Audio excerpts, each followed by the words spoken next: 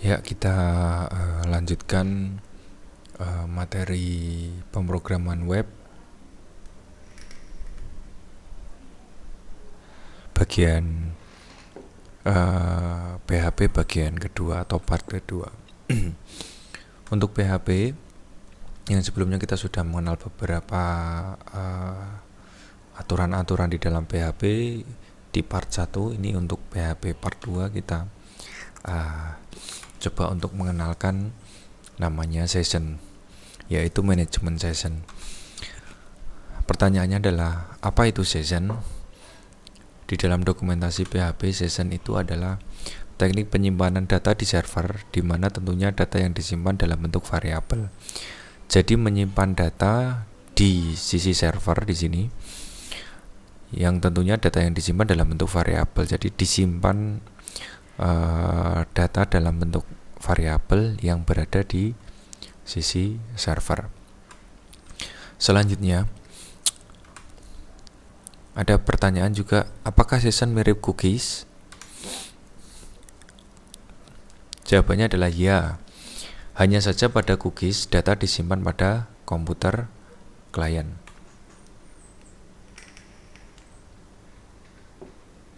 Kalau saya gambarkan di sini, di dalam session dan cookies itu sama secara prinsip.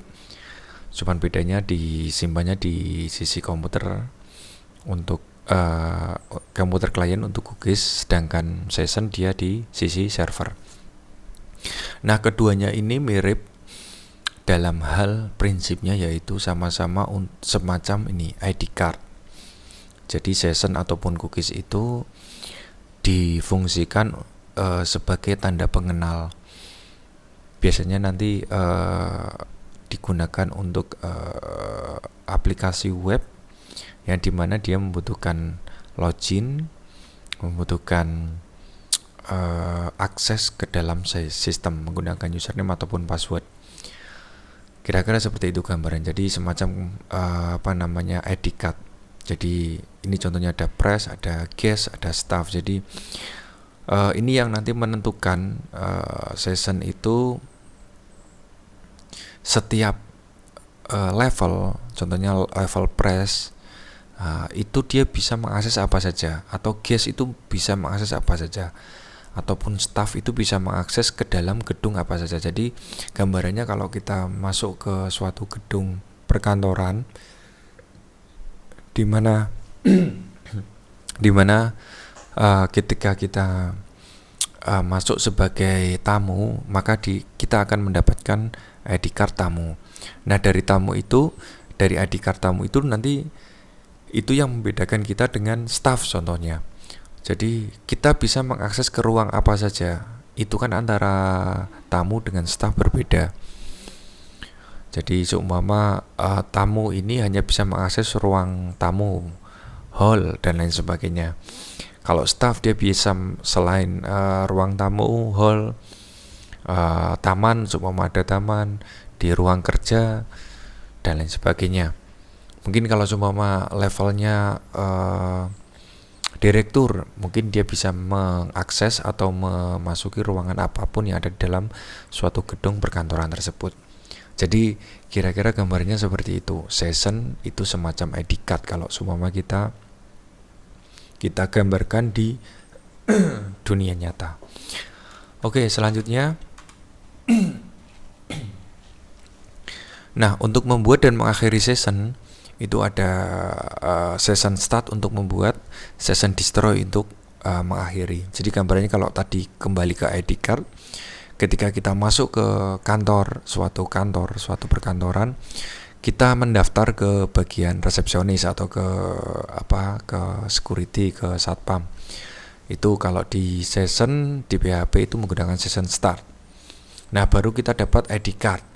Nah, di dalam ID card itu kita nanti akan mengelilingi gedung, mengelilingi kantor tersebut. Terus kalau sudah selesai kita pulang, kita mengembalikan ID card tersebut ke resepsionis ataupun ke security, baru kita bisa pulang. Sama seperti di sistem. Ketika kita masuk, kita menggunakan session start, menggunakan session, ketika sudah masuk kita bisa mengakses apa saja di dalam aplikasi tersebut. Nah, ketika sudah, kita akan session destroy. Jadi ini penting untuk bagi developer, bagi pengembang sistem ataupun bagi pengguna sistem. Jadi ketika kita masuk login, jangan lupa untuk logout, session destroy. Oke, contohnya seperti ini. Jadi dalam session php echo ref sesi 4.php, klik di sini untuk logout. Jadi ini link ya, link, dia akan masuk ke sesi 4.php. Sesi 4.php di sini adalah session start, session destroy. Jadi dibuka dan ditutup. Terus ini ada kondisi if variable session dalam kurung sesi. Jika tidak kosong, sessionnya tidak kosong, maka akan dicetak session belum terhapus.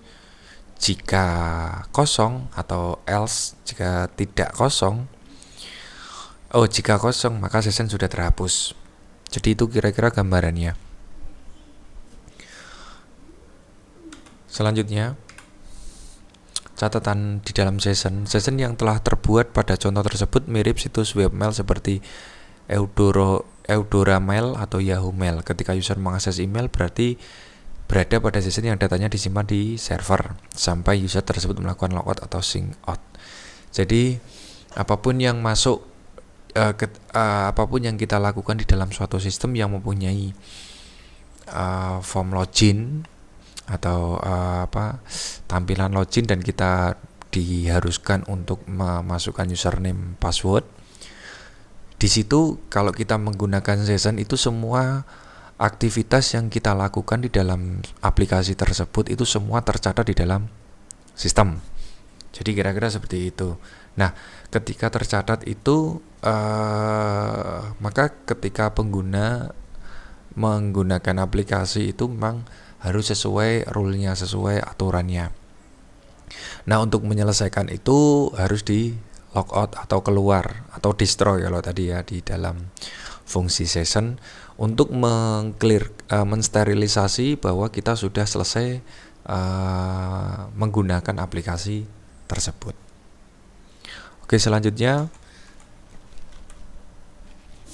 nah, mendaftarkan dan menyimpan data session di server.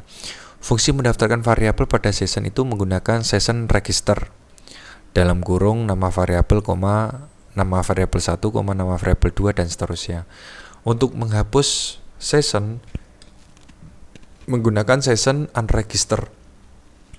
Ini sama, jadi dalam kurung nama variabel 1, nama variabel 2 dan seterusnya.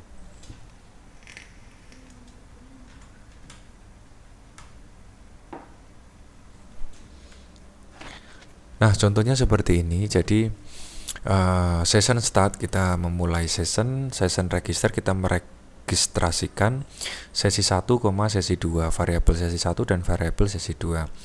Di mana variabel sesi 1 itu isinya adalah ITS NU Pekalongan, sesi 2 adalah teknologi komputer.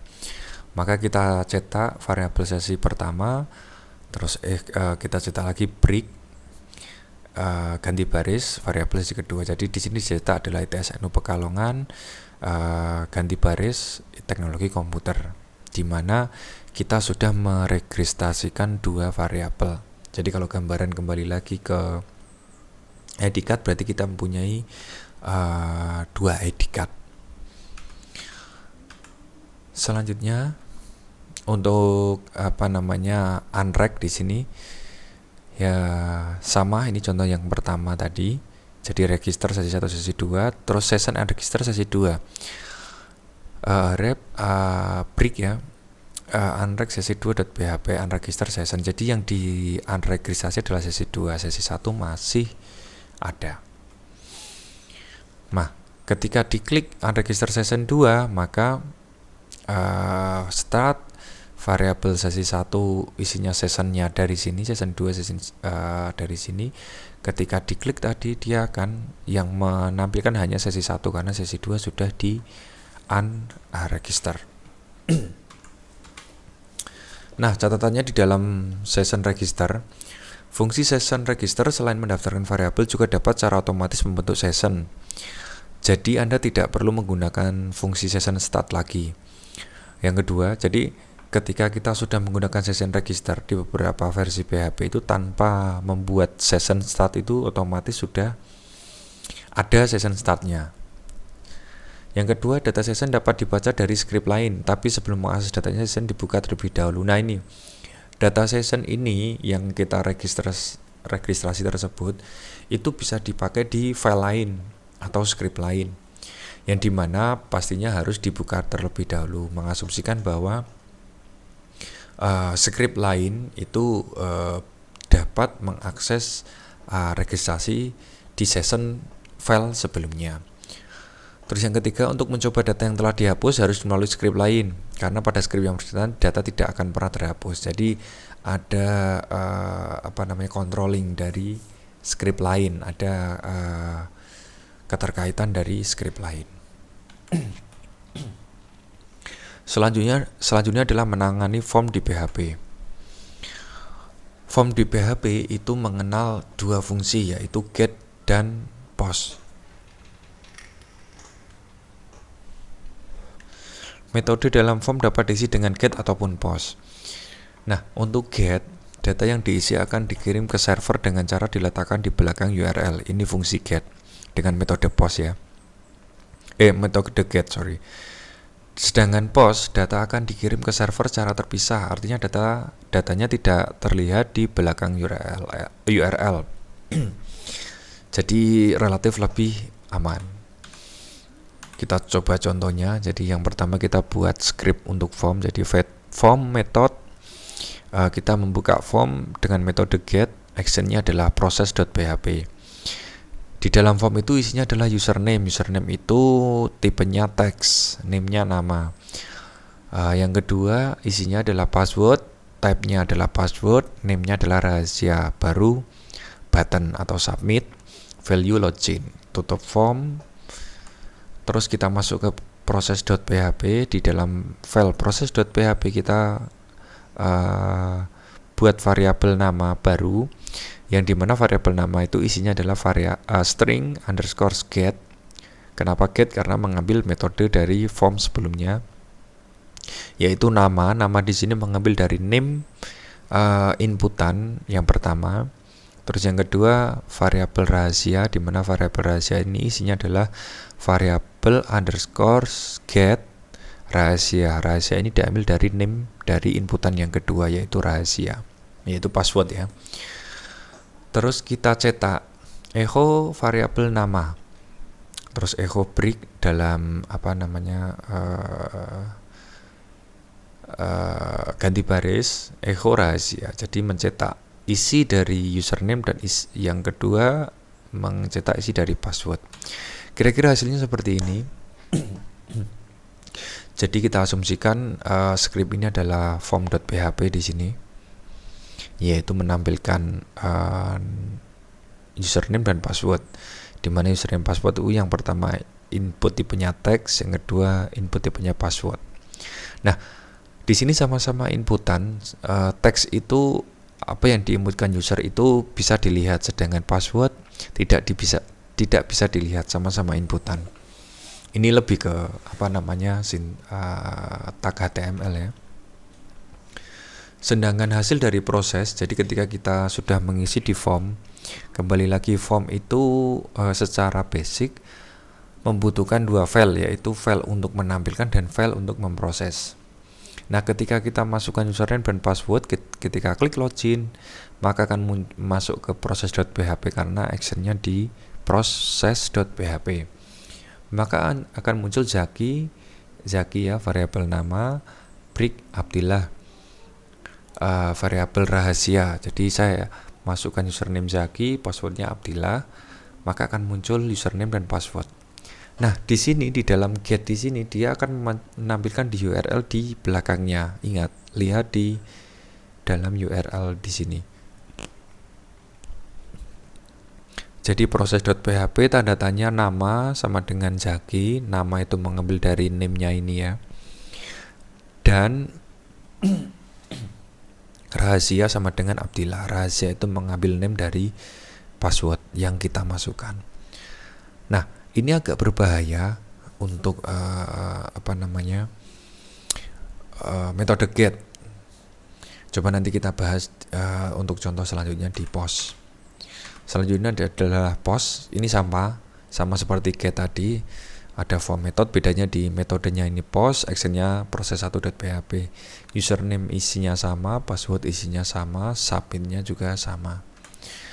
Nah, sedangkan proses1.php mengambil dari form yang post ini bedanya hanya di sini. Kalau sebelumnya string underscore get, di sini string underscore post, mengasumsikan bahwa form yang dikirim itu menggunakan metode post. Name-nya sama, nama yang kedua juga nama, rahasia sama. Untuk tampilnya seperti ini, kita asumsikan simpan script form ini dengan nama form1.php. Tampilannya sama formnya, sedangkan di sisi proses beda. Sama-sama menampilkan username dan password, bedanya di sini tidak ditampilkan di URL. Ini yang harus kita bahas. Jadi kalau kita menggunakan form login terutama, atau form apapun yang melibatkan data yang sensitif, diharapkan tidak menggunakan metode get. Kenapa? Karena banyak sekali celah yang bisa kita ambil dari sisi URL. Makanya ketika kita menggunakan post, variabel yang dikirim itu tidak terlihat di sisi URL, sedangkan menggunakan get, URL-nya akan terlihat di dalam variabelnya akan terlihat di dalam URL tersebut. Itu kira-kira untuk perbedaan antara post dan get. Nah, ini catatannya. Apabila data yang dikirim ke server bersifat rahasia, gunakan metode post di sini ya. Misalnya mengirimkan data password karena password itu penting ya, kunci. Makanya kita harus hati-hati, dan disarankan ketika kita membuat aplikasi semacam form login itu bisa menggunakan metode post. Yang kedua, apabila data yang dikirim ke server bersifat data biasa saja, serta untuk memperjelas data yang dimasukkan di form, gunakan metode get. Misalnya aplikasi pencarian atau search engine atau polling. Jadi di dalam Google pun dia bisa menggunakan get. Kita lihat contohnya.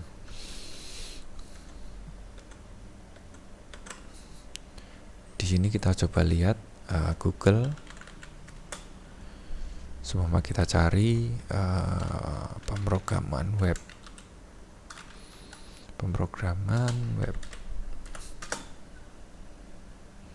Nah, di sini di dalam URL di sini ini akan kelihatan.